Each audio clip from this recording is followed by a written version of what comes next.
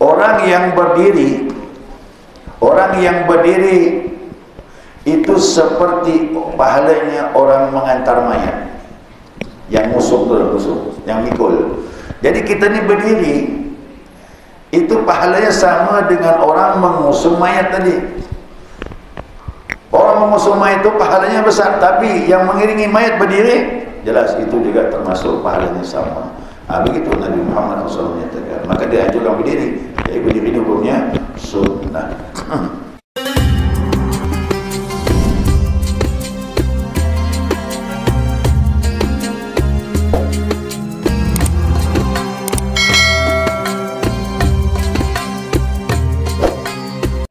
Bismillahirrahmanirrahim. Alhamdulillah rabbil alamin. Allahumma salli ala nuril anwar wa sirril asrar wa tiryakil aghyar mintah babil yasar sayyidina wa maulana Muhammadin al-mukhtar wa alihi al-athhar wa ashabil akhyar adada ni'amillahi wa ifdalihi. Subhanaka la ilma lana illa ma 'allamtana innaka antal alimul hakim. Allahumma dzakirna ma nasina wa 'allimna ma jahilna wa la hawla wa la quwwata illa billahil 'aliyyil 'azim. Qala al-musannif rahimahullahu ta'ala wa nafa'ana bi 'ulumihi fid darain amin. Jamaah subuh rahimakumullah. Assalamualaikum warahmatullahi wabarakatuh. Alhamdulillah, senantiasa kita mengaturkan pujian dan syukur kita kepada Allah atas limpahan rahmah hidayahnya. Subuh ini atas izinnya kita dapat melanjutkan kajian kita, mudzakarah kita, panduan kita Bulughul Maram yang masih berhubungan dengan mayit. Ya, hadis berikutnya. An Abi Sa'id radhiyallahu anhu anna Rasulullah sallallahu alaihi wasallam qala, dari Abi Sa'id Allah radha kepadanya, sesungguhnya Rasulullah sallallahu alaihi wasallam bersabda, "Idza ra'aitumul janazata faqumu." Apabila kalian melihat jenazah maka berdirilah. Faman tabi'aha fala yajlis hatta tud'a.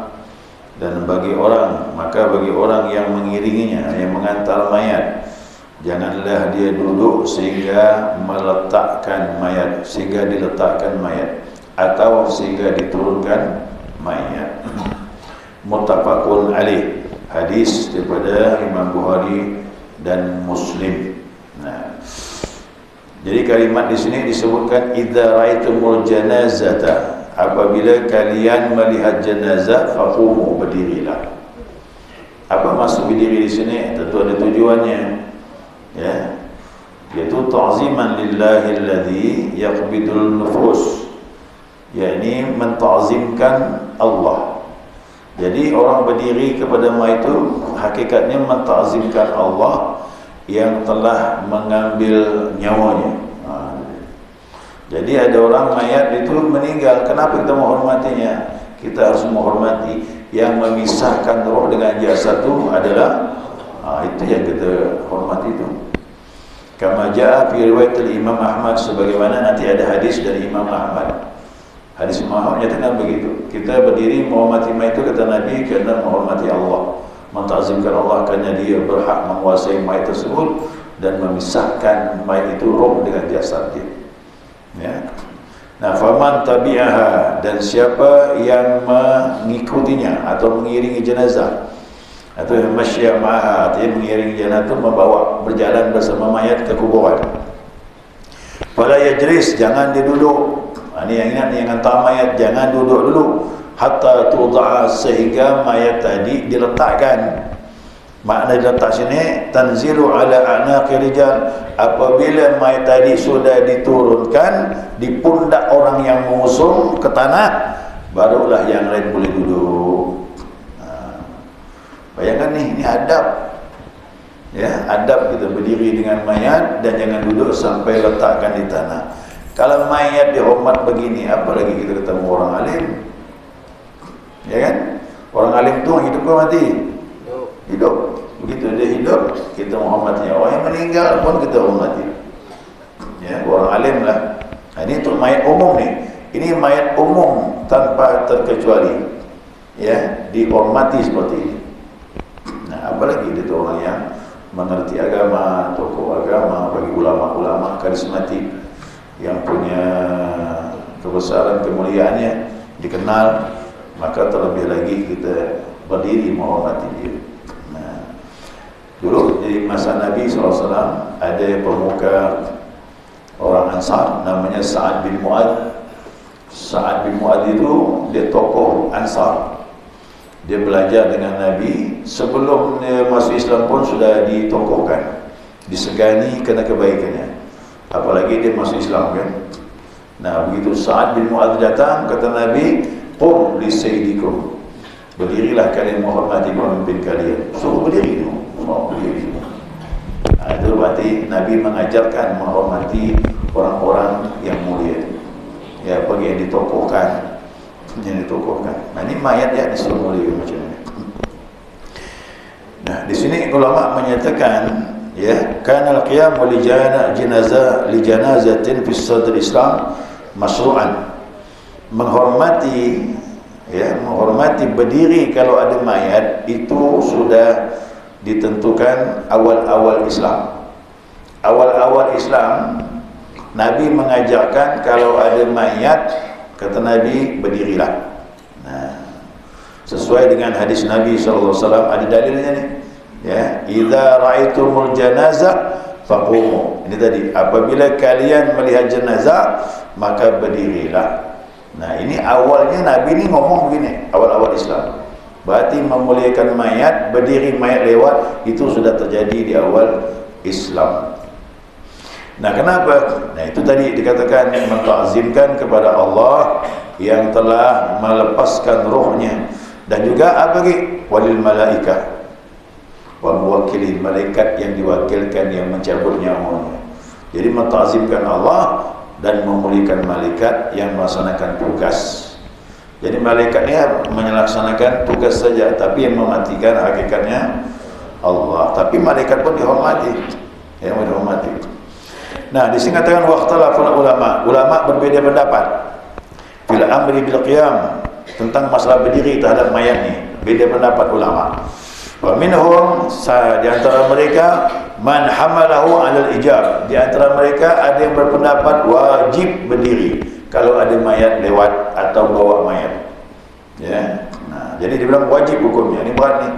Kalau pendapat wajib ni berat kerana mengambil hadis ini. Hadis ini diambil mentah-mentah, ditelan mentah-mentah begitu, udah hukumnya wajib. Kerana Nabi perintahkan faqumu, berdirilah kalian. Nah, perintah di sini menurut sebagian ulama ini perintahnya wajib. Ya. Maka berjalanlah atas wajibnya berdiri untuk jenazah apabila dia melewati di depan mayat. Mayat itu bil mukallaf, orang yang sudah dibebani agama, udah akil baligh. Ya, berdiri kita menghormatinya. Sekalipun tidak niat untuk mengantarnya, pas lewat depan dia, lagi duduk ni, mayat lewat, berdiri. Sekalipun kita tak mengantar mayat. Di sini menunjukkan betapa mulianya manusia. Manusia ni dikatakan Allah, laqad karamna bani Adam, telah kami muliakan anak Adam. Bagaimana kau tak seakidah berdiri juga? Ni lewat ni mayat orang kafir ni Pak Ustaz, macam mana? Berdiri. Macam mana? Nah, maka Nabi itu kan dia tegur sama Umar. Mayat Yahudi lewat. Mayat Yahudi lewat, Nabi berdiri. Ya Rasulullah, ini Yahudi. Ya, yang menciptakannya. Kita muliakan dia kerana yang menciptakan siapa? Tu. Ya, kita tak pandang lagi akidahnya kalau sudah mayat ini. Makanya mayat orang kafir pun tak boleh dibuang ke laut.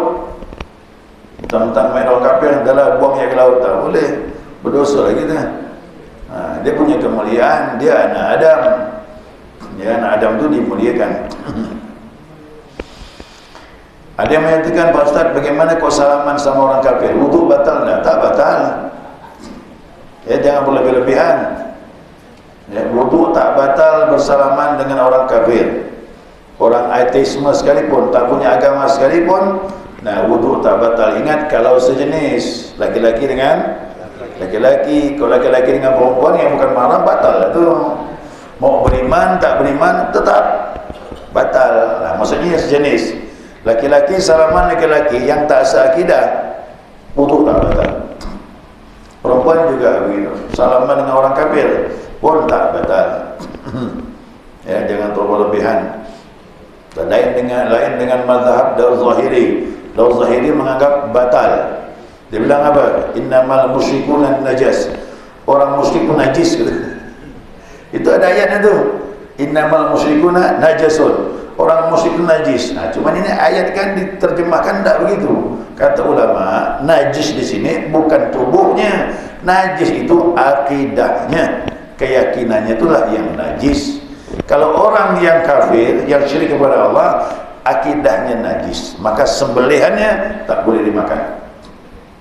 Kena menyekutukan Allah. Tapi tubuh dia tetap mulia. Ya, tubuh orang kafir tetap mulia. Jadi wudu tak batal dan tidak najis. Wa qala haula, dan berkata mereka, anna hadzal wujub nasakhun. Sebagian ulama menyatakan sesungguhnya perintah wajib ini sudah nasakh. Nasakhun apa? Sudah terhapus kewajiban, hukum wajib sudah terhapus bi haditsin Ali radhiyallahu anhu, berdasarkan hadis dari Ali bin Abi Thalib. Jadi sebagian ulama mengatakan tidaklah wajib. Kenapa? Perintah wajib ini telah terhapus dengan hadis yang lain. Ali radhiyallahu anhu berkata, ini ada hadisnya ya, annahu sallallahu alaihi wasallam qama li janazatin, qama lina, annahu sallallahu alaihi wasallam qama li janazati thumma qala. Kata Ali, sesungguhnya Rasulullah berdiri terhadap mayat kemudian duduk. Ya, apa maknanya ini? Nabi melihat mayat itu ada mayat berdiri, tapi sebelum mayat itu turun duduk Nabi. Nah, kalau tadi kan lain kan, janganlah duduk sehingga mayat diturunkan. Kalau mayat diturunkan baru kau boleh duduk. Itu hadis yang pertama. Tapi hadis yang kedua ini, Nabi berdiri tatkala ada jenazah, tapi setelah itu dia duduk sebelum mayat diturunkan. Nah, itu menunjukkan berarti berdirinya tadi itu bukanlah wajib, tapi hukumnya berubah jadi bukan boleh, sunnah saja. Kalau tadi menganggap wajib, tapi dengan hadis yang kedua ini menunjukkan bahwasanya perintah berdiri terhadap mayat itu bukanlah wajib, menjadi sunnah. Apa sebab?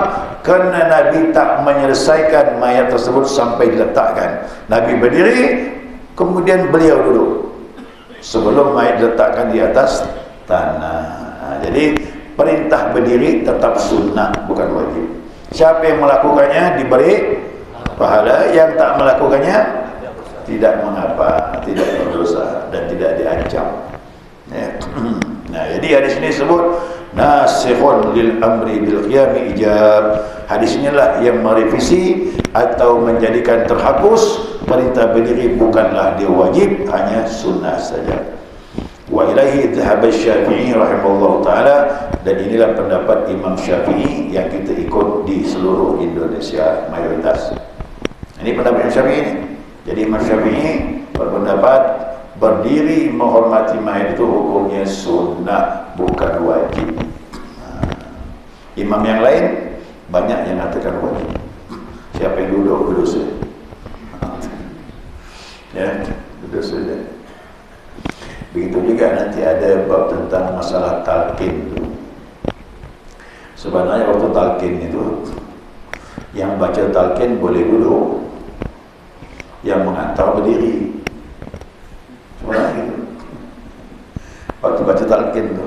Nah, jadi kita ni yang datang takziah, yang mengantar mayat tadi ini di kuburan itu berdiri saja waktu talqin mayat. Ya. Nah, ada pun yang baca boleh duduk. Ya, boleh duduk. Itu perintah begitu. Tapi nanti waktu tahlil boleh duduk semuanya. Itu tak masuk dah tu. Oh, tahlil tak masuk dalam pembahasan. Kerana orang tahlil itu banyak duduk, tak boleh berdiri. Nah, tapi kalau mau baca tahlil berdiri,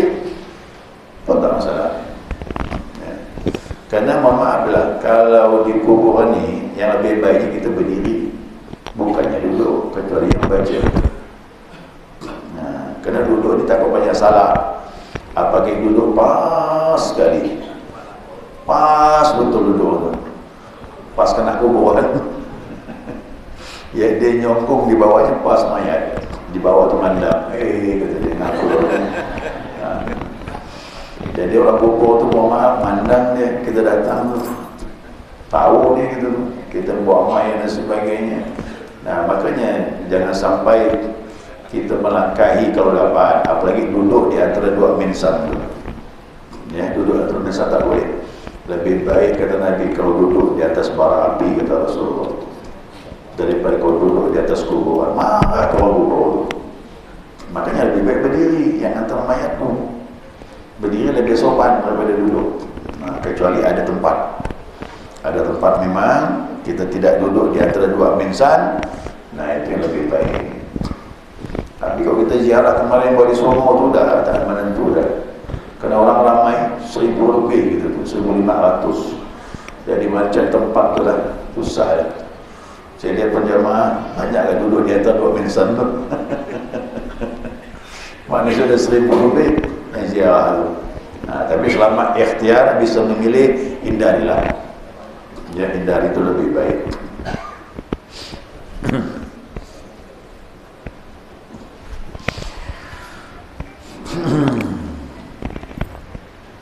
Jadi di antara mereka yang berpendapat anal amra li istihbab, perintah tadi istihbab itu sunnah, ya, sunnah. Jadi merubah daripada perintah yang wajib tersebut. Kenapa? Nah, berdasarkan daripada sebuah hadis dari Ali bin Abi Thalib menunjukkan boleh kita duduk, ya, tetapi tidak menafikan sunnahnya kita berdiri. Itu maksudnya. Jadi boleh duduk, tidak berdosa, tapi tetap disunahkan berdiri. Kemudian apa lagi? Annahu qa'ada li mukhalafatil yahud. Sesungguhnya duduk itu juga, ya, sesungguhnya duduk itu juga diperbolehkan kerana menyelisihi orang Yahudi. Ya. Orang Yahudi dia kalau di kubur duduk dia. Dari awal sampai akhir duduk. Jadi kita pun disunahkan untuk berselisih dengan orang Yahudi. Jadi berdiri lebih baik. Lebih baik menyelisihi orang Yahudi itu. Sebagaimana hadis dari Ubadah bin Samit. Nah, sekarang tambahan ya. Ubadah bin Samit diriwayatkan oleh Imam Ahmad seperti itu. Yastamiru talabul qiyam ila an tuda'a fil ardi. Ya. Disunnahkan senantiasa berdiri sampai diletakkan mayat ke tanah baru boleh duduk. Kenapa senantiasa kita berdiri? Ya, selama mayat belum diletakkan ke tanah disunahkan berdiri terus sampai diletakkan ke tanah baru kita duduk. Ada riwayat dari Imam Baihaq. Nah, Imam Baihaq meriwayatkan sebuah hadis dari Abu Hurairah radhiyallahu anhu annahu qala, Nabi bersabda, al-qa'imu kal hamili fil ajri. Orang yang berdiri itu seperti pahalanya orang mengantar mayat. Yang musuh, yang mikul. Jadi kita ni berdiri, itu pahalanya sama dengan orang mengusung mayat tadi. Orang mengusung mayat itu pahalanya besar, tapi yang mengiringi mayat berdiri, jelas itu juga termasuk pahalanya sama. Begitu Nabi Muhammad SAW menyatakan. Maka dia anjurkan berdiri. Jadi berdiri ini hukumnya sunnah. Nah, kesimpulannya dari hadis ini, dianjurkan berdiri bagi orang yang melintasi jenazah atau jenazah lewat dia lagi duduk, disunahkan berdiri. Kenapa? Ta'zim, mengagungkan Allah Subhanahu wa taala. Pertama, dia makhluk Allah. Yang kedua, dia hidup dan mati tergantung ketentuan Allah yang mencabut roh dia. Yang kedua, mengantar jenazah. Janganlah dia duduk sehingga betul-betul jenazah tadi telah diletakkan oleh pengusung ke atas tanah, barulah boleh dia duduk. Kenapa? Di sini dibilang kena memuliakan mayat. Mayat yang mulia juga lakat karamna Bani Adam. Ya, jadi jangan sampai dia duduk sebelum mayat itu diletakkan. Jadi mohon maaf nih, nampak sepele, tapi ini sunnah. Ya sunnah. Jadi kalau dapat jamaah yang berada di kuburan, janganlah dia duduk sampai mayat itu diletakkan ke atas tanah, diturunkan dari yang mengusung. Wallahu a'lam. Demikian, wallahu a'lam. Ya, sekian. Mudah-mudahan dapat dipahami. Mungkin selanjutnya silakan. Ada yang mau ditanyakan? Mohon petunjuk itu. Jadi ada jemaah kita ada yang meninggal dunia. Jadi dia setelah meninggal dunia ya dimandikan. Ya. Yang dimandikan ini kebetulan yang tukang mandi kan itu tidak ada di tempat. Yang mandikan anaknya? Tidak, orang luar. Jadi datanglah dari orang luar. Anaknya pun tidak mandikan, keluarganya pun tidak, tapi diletakkan kedua. Kedutaan suami kipayanya tidak ada di tempat. Yang meninggal itu kebetulan ibunya. Ini terjadi, jadi datanglah dari kedua. Yang mandikan ini yang mudah-mudahan semua pakai kadarnya. Lalu dia ini ibu-ibu ini kebetulan kukunya itu panjang. Kukunya? Ya, kuku tangan atau kaki itu dipanjang. Yang mandikan dulu? Ya, yang meninggal ini. Oh, yang meninggal. Jadi dipotong lah. Nah, kira-kira gimana itu? Mohon petunjuknya. Ya. Kalau mayat itu meninggal, kita tak perlu lagi membuang sesuatu yang ada pada tubuh dia. Ya. Cuma kalau ada kotoran dalam kuku itu yang harus dikeluarkan. Kalau seandainya kotoran itu sulit dikeluarkan, boleh potong. Boleh dipotong tuh. Karena dia menghalangi nanti waktu mandi, menghalangi air sampai ke kulit. Jadi kalau ada kotoran di dalam kuku yang menempel kuat sekali, tidak bisa dibersihkan kecuali dipotong, baru dipotong. Tapi kalau hanya bisa dibersihkan, tak perlu dipotong. Biar jalan dah. Ya. Nah, jadi jangan lagi kita membuat sesuatu, memotong rambut, memotong kuku, tak perlu lagi dah. Biarlah dia sudah meninggal, yang penting kita bersihkan, kita mandikan. Kita bersihkan najis, bersihkan dia, mandikan dan sebagainya sesuai sunnah. Dan selesai tugas kita. Ya. Nah, begitu juga orang yang pakai gigi palsu. Gigi palsu ini dua macam sekarang nih. Ada yang pakai tanam, ada yang pakai nempel. Yang pakai nempel itu mudah, karena bukan asli, dikeluarkan lah, dilepaskan. Nah, ya dikeluarkan, dilepaskan. Tapi kalau pakai tanam, mana mau melepaskannya? Penyiksaan kepada mayat. Tidak boleh, biarkan udah. Nah, jadi jangan melakukan sesuatu sehingga timbul penyiksaan kepada si mayat. Nabi beritahu mayat itu dimandikan dengan perlahan-lahan. Ya, karena dia ibaratnya masih baru meninggal. Ibarat TV itu masih panas, dicabut dari colokan itu. Nah, masih panas dia. Jadi rohnya pun masih berada di sekitar itu. Nah, jadi kalau gigi palsu, lihat kedua kemungkinan. Kalau dia mudah dilepaskan, buang. Tapi kalau dia mudah menempel kuat, pakai tanam, jangan, biarlah, tidak masalah. Begitu juga orang yang patah tulang, dikasih pen. Bagaimana itu Ustaz? Jangan lagi dibuka pennya. Itu penyiksaan kepada mayat. Ya, cukup mandikan saja. Sama-sama pennya tanam lah udah. Ya, mahal tuh Pak Ustaz pennya tuh tadi. Sama juga penyiksaan kepada mayat.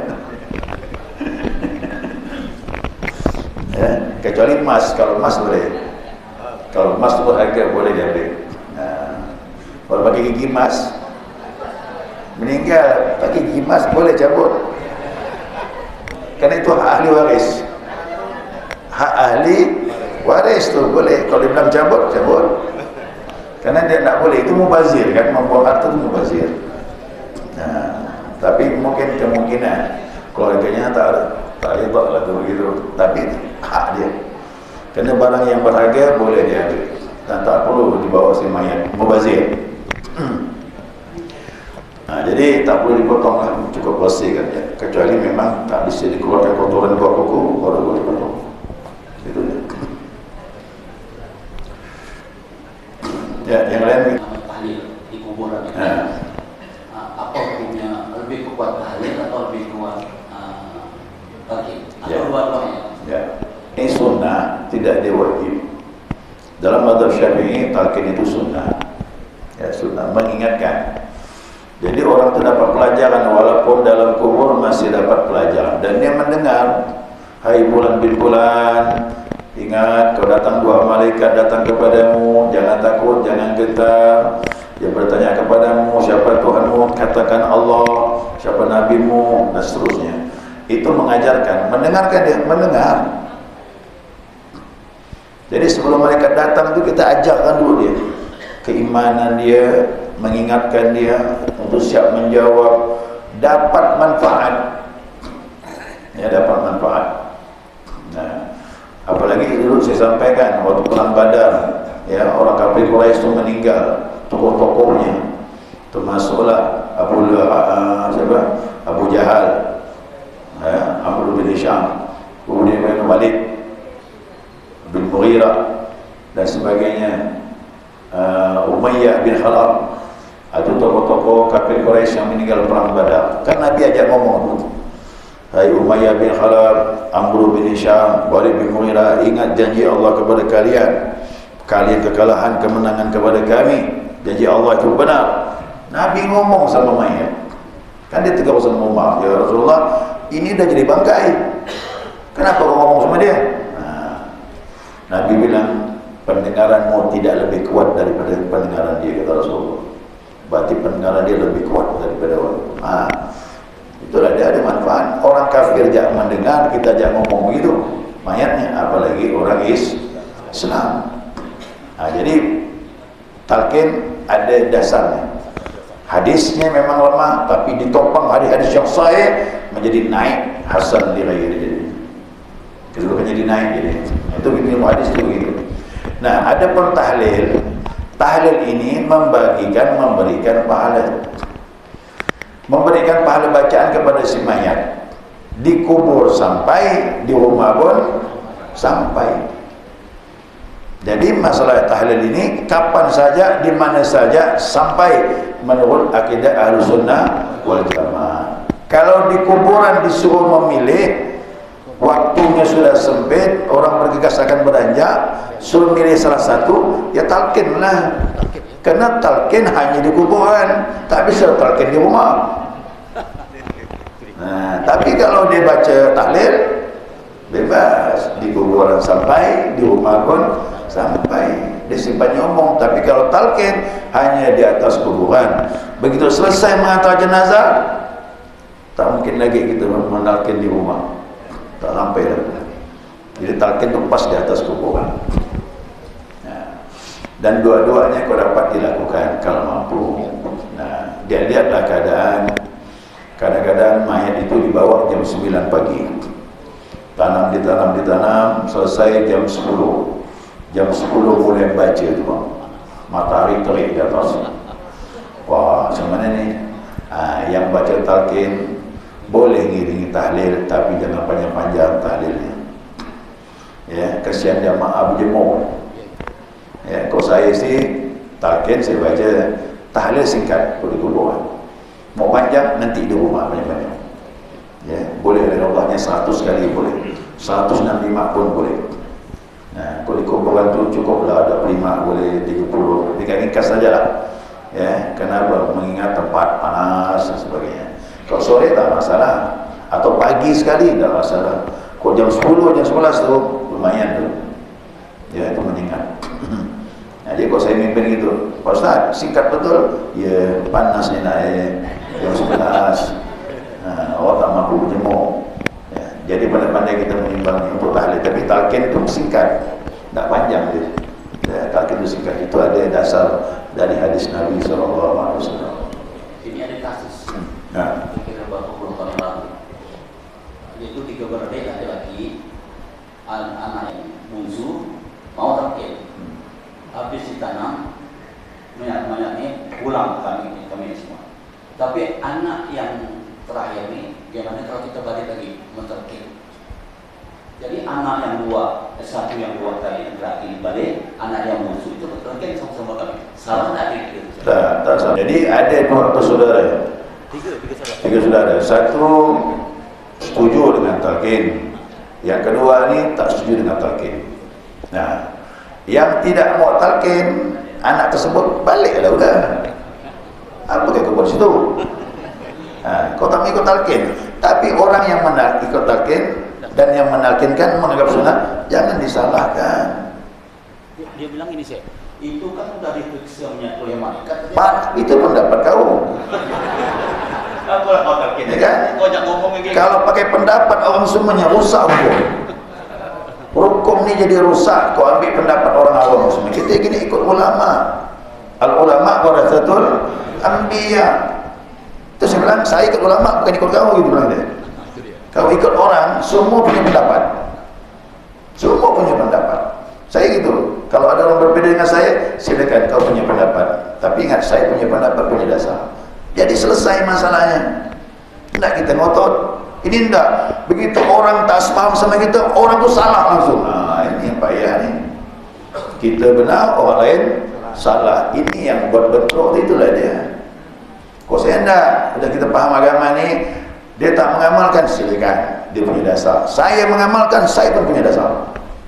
Nah, jadi kesimpulannya, lana a'maluna walakum amalukum. Masing-masing kita beramal dengan dasar kita. Tak perlu jadi pertikaian.